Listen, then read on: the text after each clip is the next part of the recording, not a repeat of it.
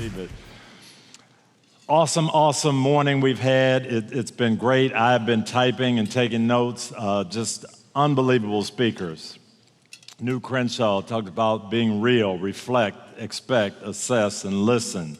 David Novak. Worst decisions we make are when we're angry. Best decisions we make are when we're grateful. Aaron Brockett. Most important question you can ask yourself as a leader, why do you do what you do? Shauna Nequist, performance is not that difficult, but maintaining character over the long haul is very, very difficult. Scott Dorsey, the best leaders are the ones who care the most. And then Jessica Kim, wasn't she awesome? Our calling as leaders is to love God with all our hearts and love our neighbors as ourselves. Just some great messages. Boy, hearing any one of these people could have done it for you, but to hear all six has been amazing. And now I get to wrap up with something that I'm very, very passionate about, what I feel is the most important aspect of great leadership, and that is helping others. You know, it's been amazing. Ever since 2006, I've gotten asked hundreds of times about leadership and team building. And before 2006, I never got asked that question. I don't know why or what happened. Something happened in 2006 to cause people to ask me about team building and leadership. And it's really funny because for so long, I never thought of myself as a leader. And that's probably because growing up, little town in Jackson, Michigan, playing sports, I always wanted to learn, so I always played with the older boys. When I was 8 years old, I signed up to be a substitute for Little League baseball. The Little Leaguers were 11 and 12 years old, but if they didn't have enough players, they needed somebody to put in right field. So I would sign up, and if a team only had 8, I'd go play in right field and get to bat against the older pitchers and learn to hit the ball a little bit better. When I was in 7th grade, I would go to the rec center and play with the high school boys basketball. I never got picked, so I had to sign up again, be the captain, and wait for my turn and pick a team and go out and play. But I would rather play one game with those older guys than play 10 or 12 games with the guys my age, because I thought I would learn more and grow more. By the time I was 14, I was the starting quarterback on our varsity football team in high school. So I was always the youngest guy on the team. I never really was a leader, but I observed a lot. I saw a lot of leadership. I listened a lot. And my sense of leadership really developed from the people that I was around and the lessons I learned from them.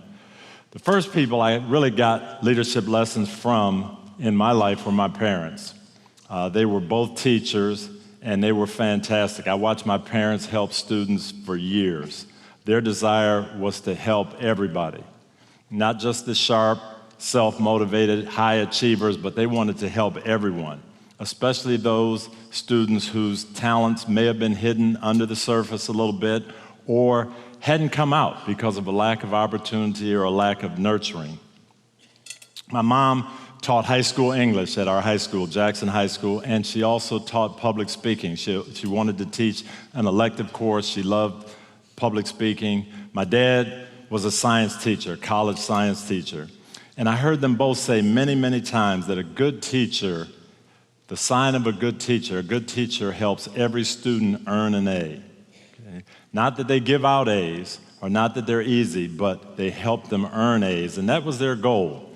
When I was really little, my mom used to let me correct the multiple choice sections of her tests. She'd correct the essays, she'd give me the little guide, and I'd mark them down. She'd do the essays, and then she would read the final score and let me enter them in her grade book. And it helped her, but it helped me. I always had fun with that, and I can still remember. LaWanna Brown, 91, I'd write it down. Ann Carlson, 94, I'd write it down. Ricky Porter, 71. And that's when she would react. She would never say anything about the A students, but, oh, Ricky can do better than that. I know what's wrong. He knows the material. How can I get him to understand that? That's the people she would comment about it. My mom passed away in 2001. But to this day, I still get letters from people who had her, from former students. They tell me how much she helped them, how much she meant to them.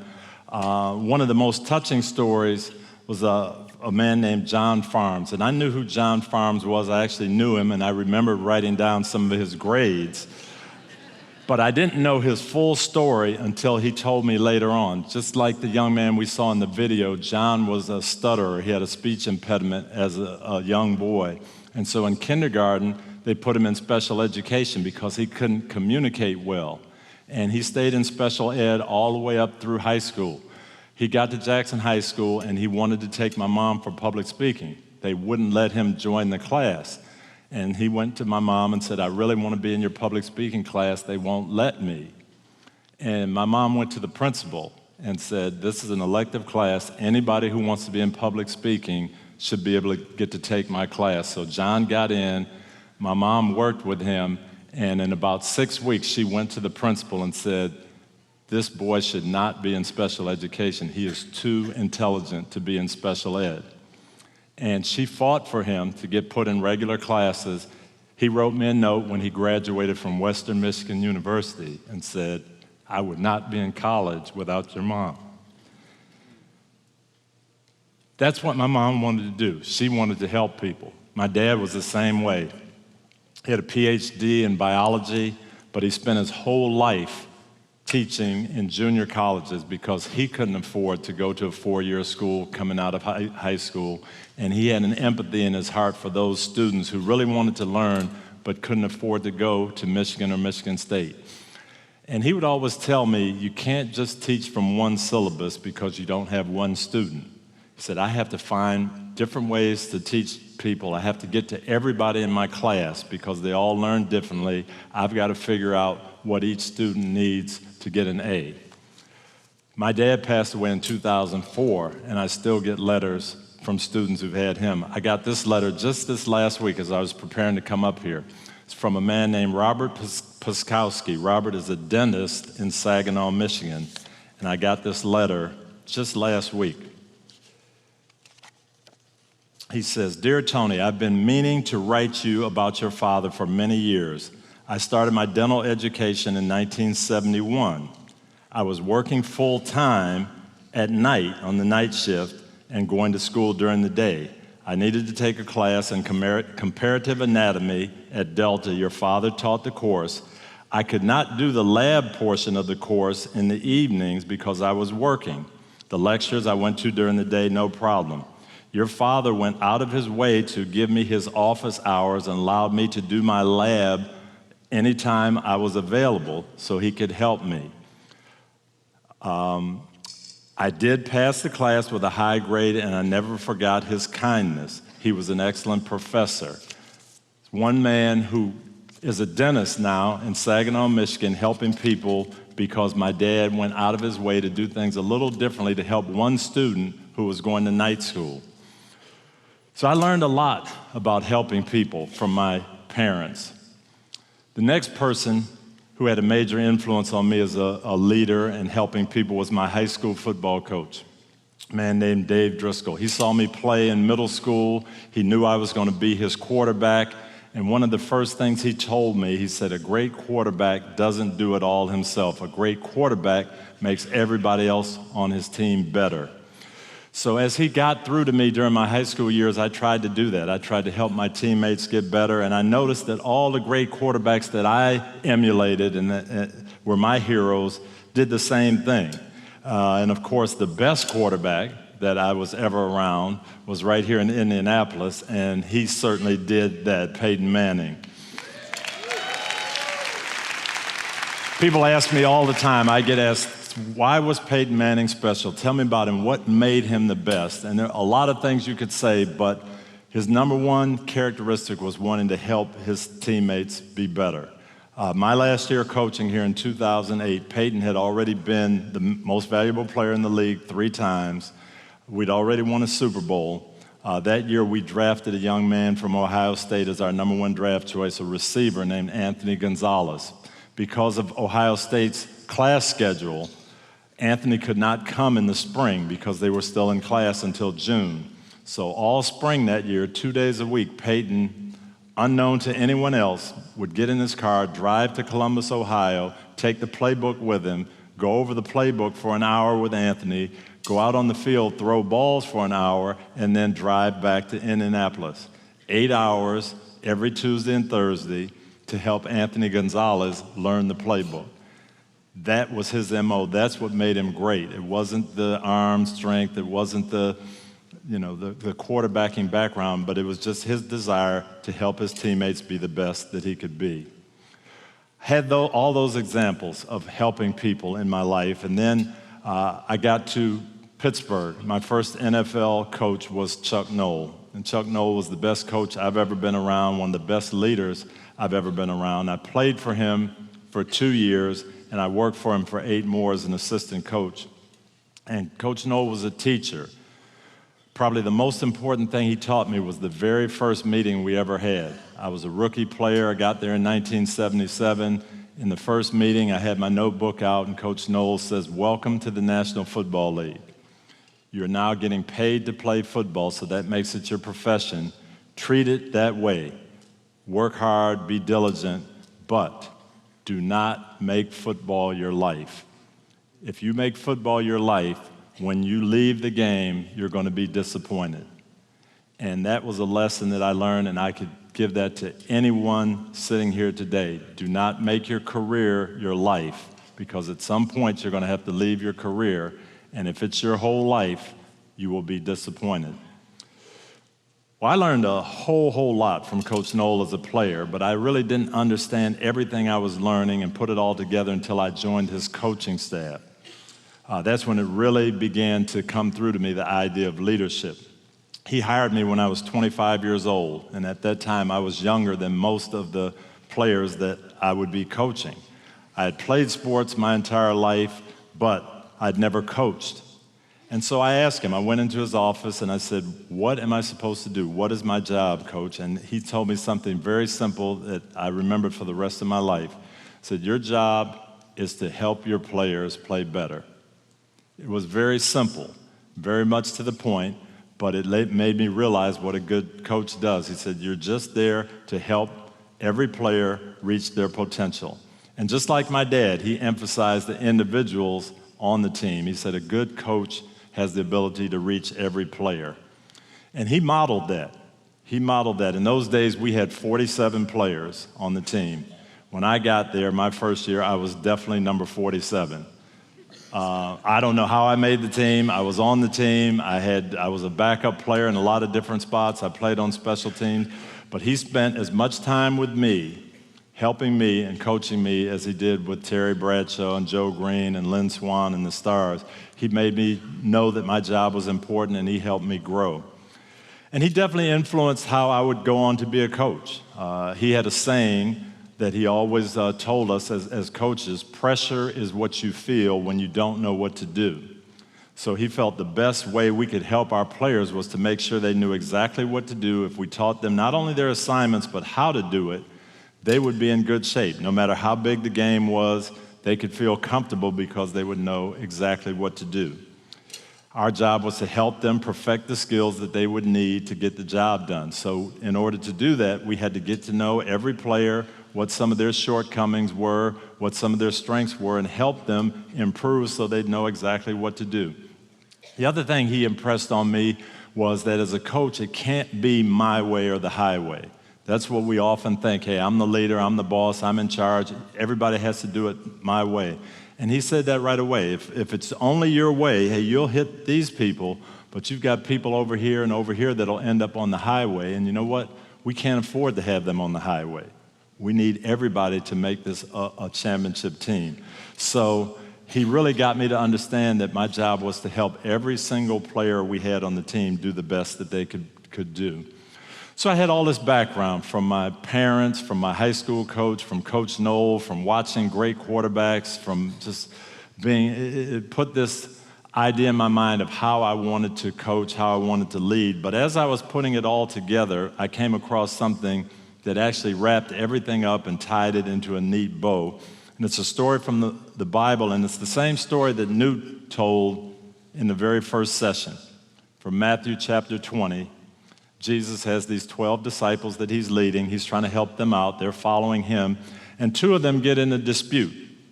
They want to be the top lieutenants. They want to be his right and left-hand man. And they're arguing about who should have that opportunity and who really deserves to be number 2 in his organization. And it started an argument among the other 10. And so the 12 of them are arguing about who is going to be his number one lieutenant, and Jesus answers them with an answer that catches them all off guard. It says, Jesus called them together and he said, you know the rulers of this world, and they lord it over people. Officials flaunt their authority to everyone who's underneath them. But among you, he's talking about his followers, he said it's got to be different. Whoever wants to be a leader among you must be the servant. Whoever wants to be first must be your slave. And that's Matthew 20:27. And that is so contrary to what the world will tell you, what our society will tell you about making it to the top. But I can tell you that philosophy works. It worked for Jesus and his crew. It works in sports. It works in all walks of life. From the beginning of my coaching career, that became my goal, to help people as much as I could, to help everybody. As a young assistant coach, at first it was just helping the other coaches, doing the grunt work and writing things down and taking the notes that they would need to be successful. Then I got promoted to defensive backfield coach, and it was helping 8 guys be the best that they could be. And then I moved up the ladder to defensive coordinator. Now I had 25 guys who were under my tutelage. But I still kept the same attitude. I'm really there to help them. And it actually took me a long time to become a head coach. It took me 15 years because I kept that same focus. And that wasn't always what people were looking for.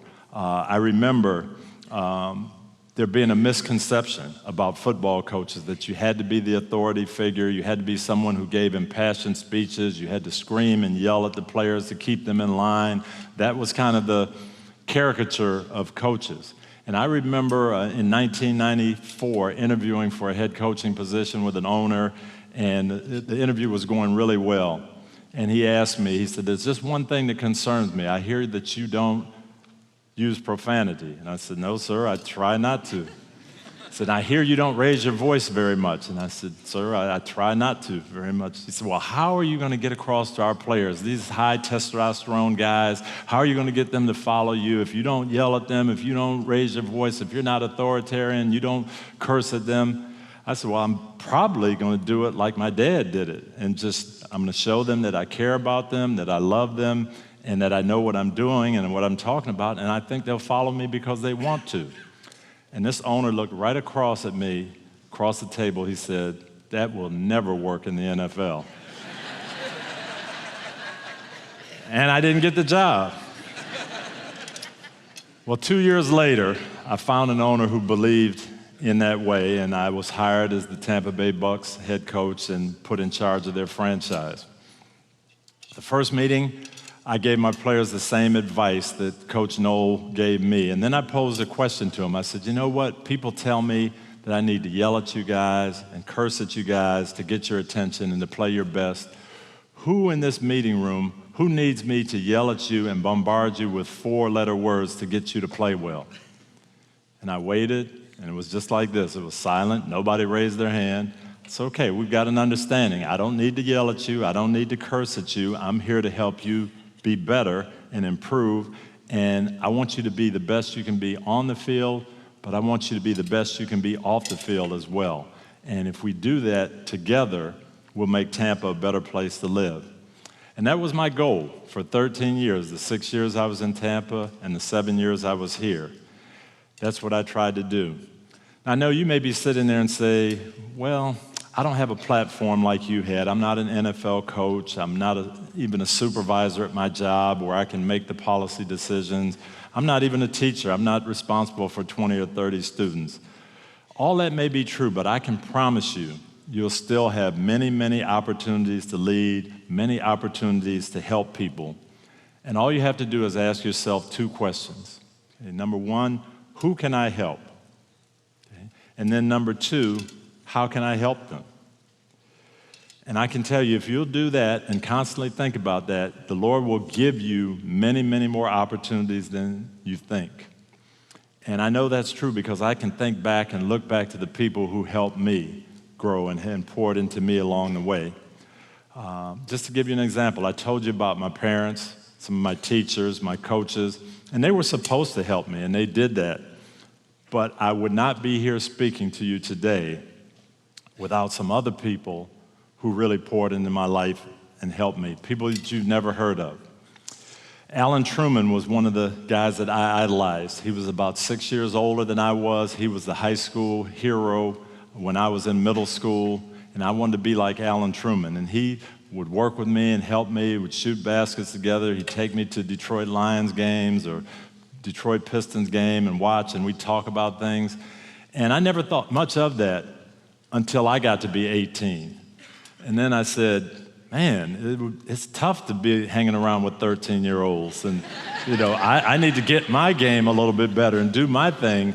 And then I realized what a sacrifice Alan had made to help me when I was 13 and 14. Robert Burton was the director of the Recreation Center. And when we were growing up, we loved to go down there and play basketball and play football. And he told us one time, hey, I don't want to see you guys hanging out in the streets. If you ever want a place to go and you need to go, call me. I'll open up the rec center and let you hang out. I don't want you hanging out on the streets. Just that little caring in our lives and knowing that we could do that, it made a difference. It made a difference. Frank Hampton was my barber. I don't need Frank now, but he was critical when I was 15 years old. Every Friday we'd play, and every Friday I'd go into Hampton's barbershop and say, you got to make me look good tonight. We got a big game. Take care of me. He'd cut my hair, but while he was cutting my hair, he'd always ask me about my mom and dad. He'd ask me about my sisters and brothers. He'd ask me how I was doing. He'd ask me if I was going to church. Ask me how I was doing in school. Hey, we're going to make you look good. I know you're going to play well tonight, but there's more things in life to focus on than just looking good and winning games. And that made a big impact on me. Leroy Rockamore was my middle school assistant principal. I can remember coming 7th grade, we're in the lunchroom in the cafeteria, and he came and sat down at our table. Immediately, everybody stopped talking. What is the assistant principal doing here? He wasn't trying to catch us in anything. He didn't want to see what was going on. He just wanted to be a friend. And he did that week after week after week the whole time I was in middle school. Fast forward to 12th grade, my senior year, I get in a dispute with my head coach and quit the football team. Mr. Rockamore called me up, hadn't talked to me in 3 years. What are you doing? I hear the word on the street is you quit. You can't do that. Come over to my house and see me right now. My dad couldn't talk me into going back out on the team. But Mr. Rockamore, I knew he cared about me. He got through to me. He said, you can't do that. You have too much potential. You need to zero in, talk to the coach. As a matter of fact, he talked to the coach for me, let me get back on the team. Got to college after getting a scholarship after my senior year. Walter Goodwin was a grad student at the University of Minnesota, and he talked to me about the importance of education. Hey, he was an athlete. I ran track here. Make sure you don't just play your sport. Make sure you go to school. Make sure you understand how important this education is. And he looked after me for 4 years, just giving me that encouragement, never about sports, but about school and doing my work and making sure all that was in on time. Got to Pittsburgh. I'd been a quarterback my entire life. Donnie Shell was my roommate, defensive back. Coach Knoll said, watch everything he does, learn from him. And he took me under his wing, taught me how to play safety, but more than that, how to be a husband, how to be a father, how to be a dad, how to be a teammate. All these people, I promise you, I would not be standing here today, you would not be listening to me today without all of those people who poured into my life. And maybe even they were probably thinking, how can I help someone, who can I help? But just reaching out to one person makes a difference. So I want to leave you with a challenge as we wrap up today. As you leave here, you're processing all these things you've heard from all these great speakers, all the truths that we've taken in today. I want you to do me a favor. I want you to take your program, and before you leave here, I want you to write down the name of one person that you can help, and write down how you think you can help that person. And then I want you to go to your calendar when you get home and go to November 5th and put an X on November 5 on your calendar. And 1 month from today, when you get to November 5, I want you to give yourself a letter grade, A, B, C, or D, on how you followed up with that person you wrote down. And I'm telling you, it doesn't matter who that person is. It doesn't matter how little you think you can help them. If you will reach out and you'll pass on some of these principles that we talked about today to one person, it'll make a difference in their life. Devon McDonald is a friend of mine. He runs some great youth ministry here in the Indianapolis area. And I heard him say at a meeting just like this one time, if you want to light up Indianapolis, you want to start a fire to light it up, you don't have to light a whole box of matches. All you have to do is light one match. And if you light one match with one person that you pour into, you can make a difference in this whole city, just like Robert Burton made a difference in my life, and I was able to make a difference in Jackson, Michigan. Thank you for being here. Thank you, Edge. This has been so awesome. I've learned a lot today. I hope you have. Thank you for being here.